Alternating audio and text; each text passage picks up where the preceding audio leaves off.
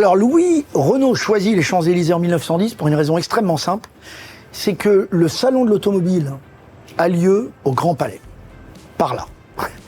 Et donc il se dit que ça fait une base arrière en fait, les Champs-Élysées, et c'est comme ça que naît l'idée de ce lieu qui va devenir emblématique un peu plus tard.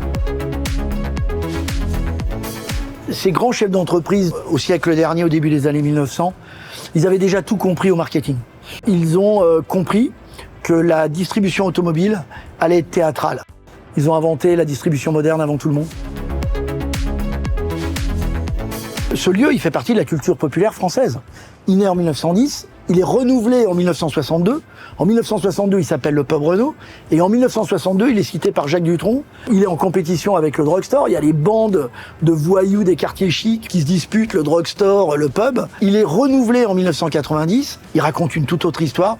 Et aujourd'hui, il est renouvelé en 2025. En 1910, on est sur un schéma de distribution automobile extrêmement classique. C'est-à-dire qu'on y expose des véhicules et on les vend. Et probablement on les essaye. Dans les années 90, on y vend des voitures, on peut s'y sustenter, il y a des expos, on commence à suivre les grands prix de Formule 1 sur écran géant. Aujourd'hui, on est dans un lieu extrêmement dans l'air du temps, c'est-à-dire un lieu pluriel dans lequel on peut y acheter le merchandising, découvrir les véhicules, discuter avec des ambassadeurs, des spécialistes de la voiture, acheter un véhicule, on va pouvoir y manger, on va pouvoir y boire un coup, assister à des concerts live, voir des expos d'art contemporain, puisque Renault est un des plus grands collectionneurs d'art contemporain aujourd'hui. La présence de Renault sur les Champs-Élysées, elle est singulière en fait. Elle est assez unique parce que on était les premiers, beaucoup de constructeurs sont venus ensuite, et tous sont partis. Et Renault est resté.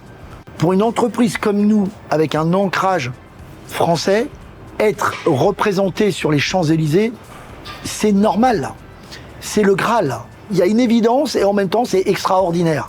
Les Champs-Élysées, c'est l'incarnation de la pop culture française. C'est un lieu qui fait partie de l'histoire de France. Et c'est un lieu qui n'appartiendra jamais aux marques. Il faut être très humble là-dessus. C'est un lieu de promenade, c'est un lieu de découverte, c'est un lieu de plaisir.